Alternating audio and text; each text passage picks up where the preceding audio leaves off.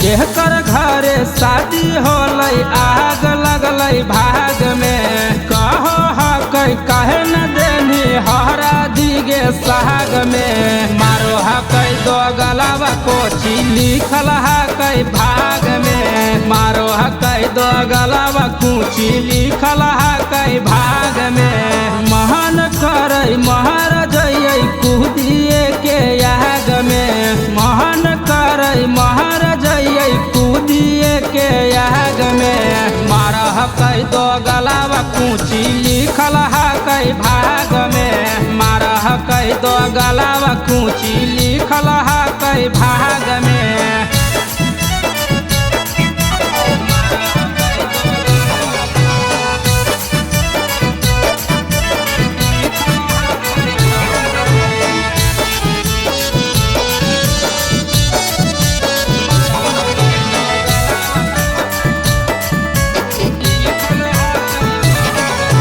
दारू गांजा पी के रहै रात दिन बौराइल देह के गहरी कर दे है खायल पियल पानी।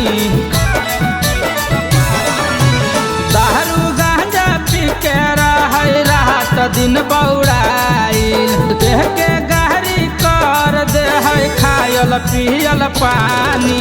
बड़ी मारल मरिया कही के नीमक ज्यादा दाल में बड़ी मारल मरिया कही के नीमक ज्यादा दाल में मारो हकै दो गलावा कुची लिखल हकै भाग में मारो हकै दो गलावा कुची लिखल हकै भाग में।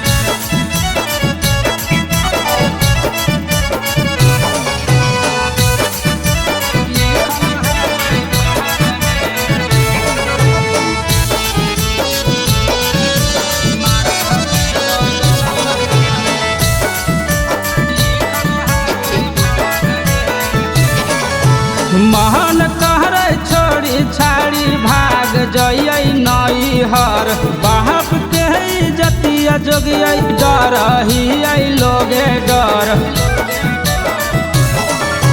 महान कहरे छोड़ी छाड़ी भाग जइयै नैहर बाप के जतिया जोगियै डर हियै लोगे डर। फकरू बिहारी के बिगड़ल आदत होई गेलै साल भर अमित आर्य के बिगड़ल आदत होई गेलै साल भर मारो हकै दो गलावा कौची लिखल हकै भाग में मारो हकै दो गलावा ये लिखल हकै भाग में।